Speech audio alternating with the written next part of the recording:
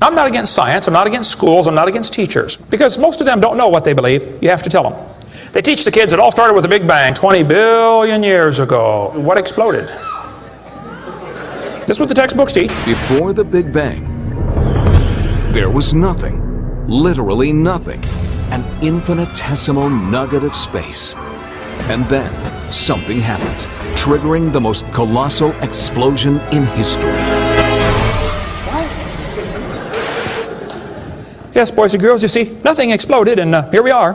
So I asked this professor if I could ask him some questions about the Big Bang. I said, where did all this matter come from? He said, well, we don't know that for sure. I said, well, sir, would you please tell me where the laws came from? The universe is run by laws, gravity, centrifugal force, inertia. Who gave the laws? He said, we don't know that either. I said, sir, could you tell me where the energy came from? You know, it takes energy to make a Big Bang. Who bought the gas to run this machine anyway? He said, we don't know that either. I said, sir, could I ask you another question? He said, sure. What else would you like to know? Else? What do you mean else? You haven't told me nothing yet. I said, does Berkeley have a merry-go-round? You see, if a spinning object breaks apart in a frictionless environment, the fragments will all spin the same direction. The professor said, yes, I understand about the conservation of angular momentum. I said, well, good. I'd like to ask you a question then, sir.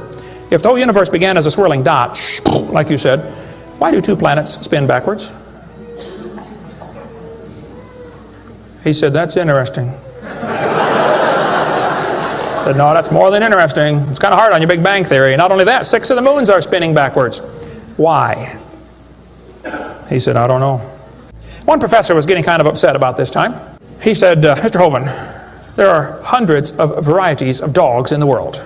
He said, do you mean to tell me that you believe all these dogs came from 2 dogs off of Noah's Ark? You expect me to believe that? Heard of the term natural selection? Yeah, well, natural selection, we observe natural selection. Darwin was right about natural selection. Who's heard of the term adaptation?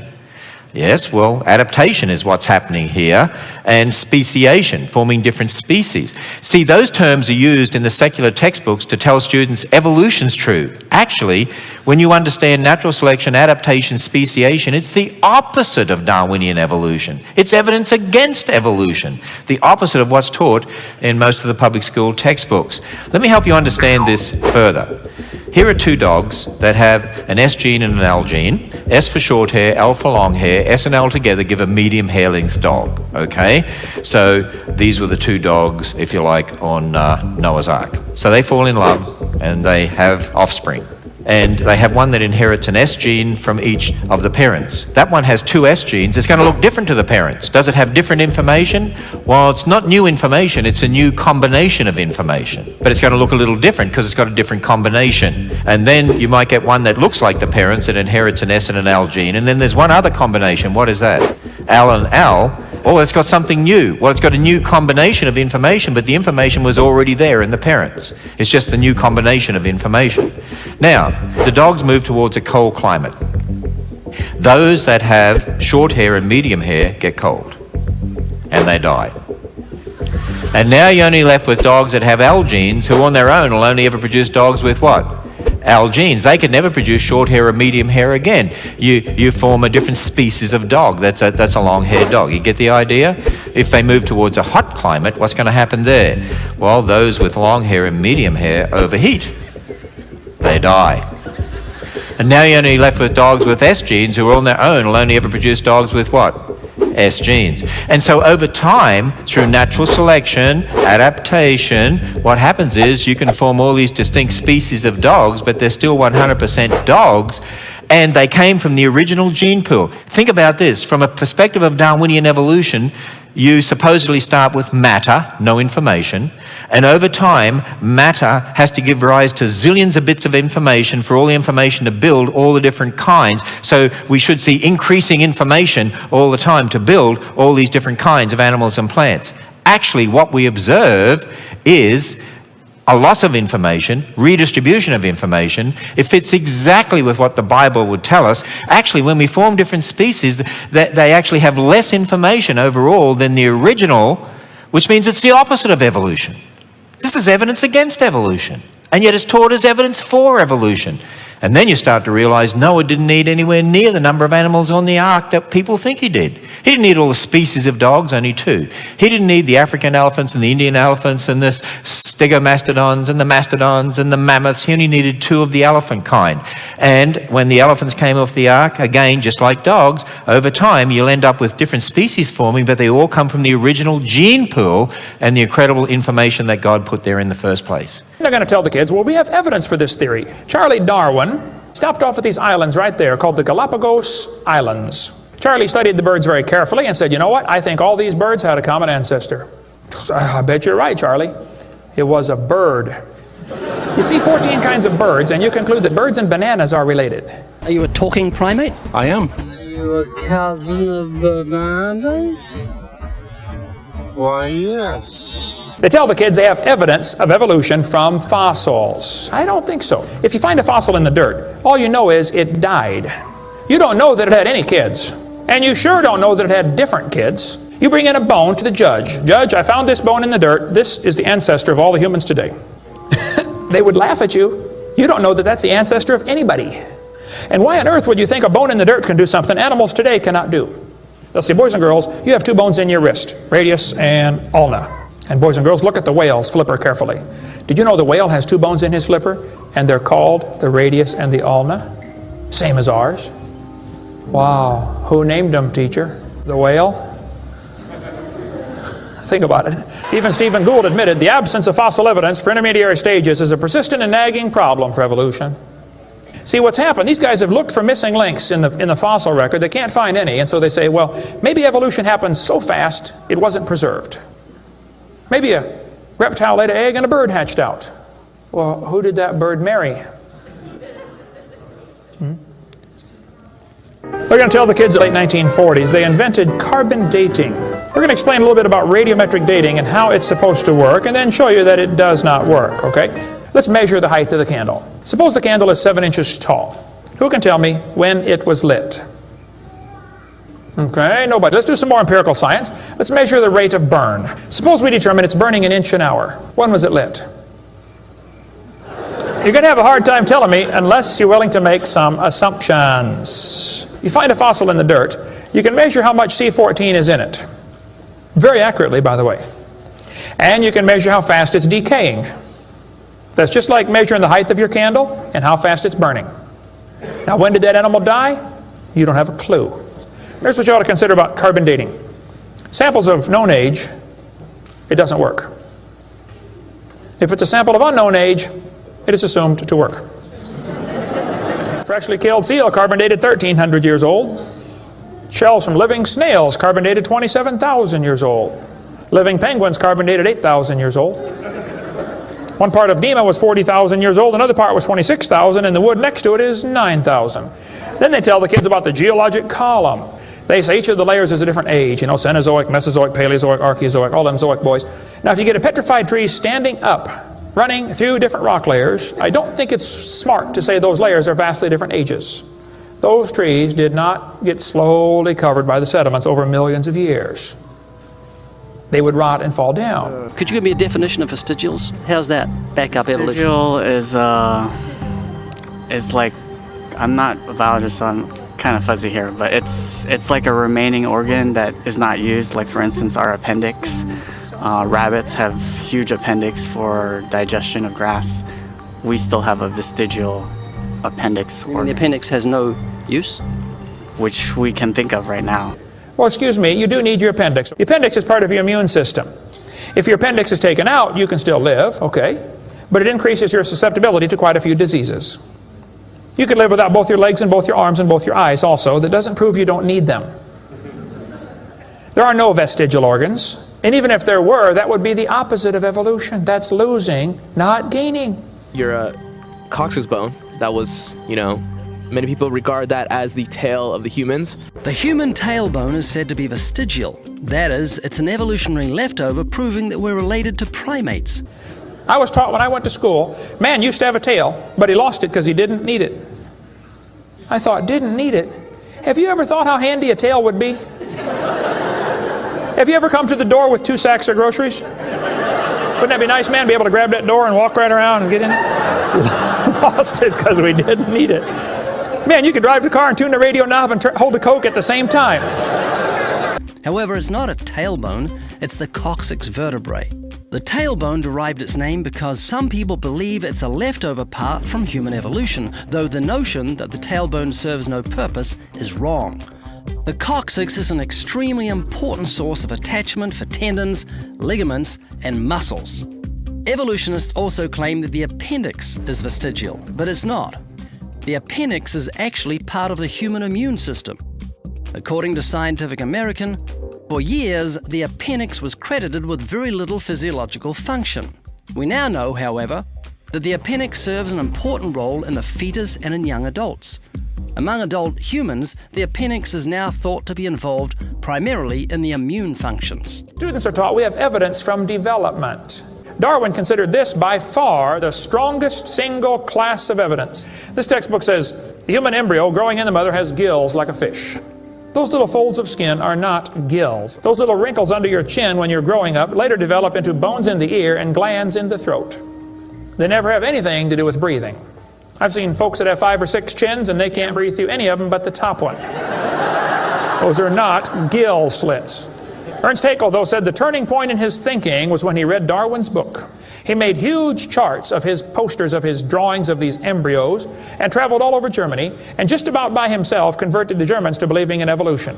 Haeckel took a drawing of a dog and a human embryo and he changed them to make them look exactly alike. On top are Haeckel's fake drawings, underneath are actual photographs of what he claimed he was drawing a picture of. Now either he's a lousy artist or he's a liar. Well, it turns out he's a liar. He was convicted of fraud by his own university, proven to be a fraud. But guess what? Haeckel's fake drawings are still used in textbooks in your state right now. It's only been proven wrong 125 years ago. I know it takes a while to get textbooks up to date, but that ought to be plenty of time. While I was speaking there, I'd been invited to speak on a philosophical theme, and I arrived there, and this fellow who picked me up was really quite intimidating, and he took me to a health food restaurant before I began to speak. I've got nothing against health food restaurants. It's just that I've never seen too many healthy people in health food restaurants. You just go in there and you wonder what's going to come after the sunflower seeds are over, maybe more seaweed or something like that. And it was about 82 degrees, and there was a fellow sitting in the restaurant with a black cape, a black woolen cape that started at the top of his neck and went down to his knees. And where the cape ended, his leather boots began. And I said, oh my, where have I come? And I'm cynical enough to look in his direction and mutter to myself, I wonder whether he's a student or a subject. You know, it just looks so strange. I don't know what kind of a place I'm going into. Till finally, the fellow across the table looked at me and said, I hear, Mr. Zacharias, that you do not believe in evolution. I said, do you mean atheistic evolution? He said, yes. I said, no, I don't believe in it. He said, you don't? I said, no, sir. I said, if you're telling me that matter has caused mind, I don't believe it. He said, you don't? I said, no. He said, I can't believe that a professor would find it hard to give into such evidence. And I said, do you believe in evolution? And he said, absolutely. I said, atheistic evolution? He said, yes. I said, I can't believe that an intelligent fellow will. I said, tell me something. Do you believe time plus matter plus chance has produced your brain? You know, and he paused for a moment. I said, you know, time, long range of time. And I said, matter, you know, bouncing up and down, blub, blub, blub, blub, blub, blub, over aeons of lots of matter bouncing over lots of time. And chance, I said, I really don't know what chance means to you. I said, I've read books on the philosophy of chance. I said, but frankly, I've come to the conclusion that chance is just a catchword to explain what you don't understand. I said, if I were to ask you to show me chance, we can't stand at the window together and you say, there goes chance. See, chance doesn't have a body. I said, if you take a coin to toss it into the air, 9 times in a row it comes down heads, the possibility of it coming tails the 10th time is 50-50. I said, chance doesn't have a body, doesn't have power. I said, frankly, I believe chance is nothing. Chance is no thing. I said, and just in case you don't know what nothing means, Aristotle defined nothing as that which rocks dream about. That's a pretty good definition of nothing. Unfortunately, he had to bring rocks into it, but it's a pretty good definition of nothing. You can't conceive of it in your mind. I said, but I'll give it to you. Time plus matter plus chance has created your brain. He said, yeah, I have to say that. I said, if time plus matter plus chance has created your brain, then truth as an absolute category no longer exists. Because truth by nature is absolute. Time is changing, matter is changing, chance, whatever it is changing. You never get time, matter, and chance remaining the same. If time plus matter plus chance has created your brain, truth as an absolute category no longer exists, because if it is an absolutely truthful statement with the givens, it's true on Monday, true on Tuesday, true on Wednesday, so on and so forth. But with the fluctuation and flux of time plus matter plus chance, truth as a category no longer exists. He said, I believe that to be correct. I said, if that is correct, how do you know it is true that time plus matter plus chance has created your brain? Do you know what the boy said to me? He said, let's get up and go. He says, my field is science, not philosophy. I said, hey, wait a minute. I said, I got you now. I'm going to listen to you a little longer. I said, if I looked at you and said, my field is theology, not science, you reserve the right to laugh at me. But when you look at me and say, my field is science, not philosophy, I'm supposed to accept that as a very brilliant response. I said, you spent 7 years studying one insect in a San Francisco stream. In order to get that high-level sophisticated education to produce in your dissertation, you have spent 7 years studying that tiny little object, and you're telling me you're not a philosopher? I said, maybe you should read Einstein, who said the problem with us scientists is that we are very poor philosophers. And somewhere in the foundations of science, somewhere in the foundations of mathematics, somewhere in the foundations of physics and chemistry and geology and theology, at the foundation of all of these systems are some philosophical assumptions which you cannot deny. To deny them is to assert them. When you assert them, you prove them, and you cannot deny it without asserting it. Okay, if you want to believe in the Big Bang, just enjoy yourself, but keep your religion at home. The Russian atheist astronomer came to America and spoke at one of the universities, and he started off his speech, he said, folks, either there is a God or there isn't. Both possibilities are frightening. If there is no God, we're in trouble. We're hurtling through space around the sun right now at 66,000 miles an hour, and nobody's in charge. That's a scary thought. But if God made the world, He owns it. That means He makes the rules. You see, if there is a God, we better find out who He is, and find out what He wants, and do what He says. Malcolm Muggeridge said, I am convinced the theory of evolution, especially the extent to which it's been applied, will be one of the great jokes in the history books of the future. It's a joke. And it would be a joke if it weren't for the tragic results. How many kids are taught this thing every day and believe it, and it destroys their faith? Hey, if you died today, where would you go? You ought to think about it, because you will be dead for a long time. Doesn't matter how long you live, you're going to be dead longer than that. You know, George Washington died 200 years ago. And he's still dead. How much longer does he have to go? He's going to be dead for a long time. All you get in this life is a little bitty dash between two dates. Just a little, and it's gone. What are you going to do with your dash? Where would you go if you died? Now, if you're not sure you're going to heaven, you ought to give your heart to the Lord and get saved. Say, Lord, you may have it, the whole thing. If you are saved, you ought to find something to do for the Lord. And you ought to quit worrying about getting a fancier car and a fancier house and start worrying about who's going to heaven or hell.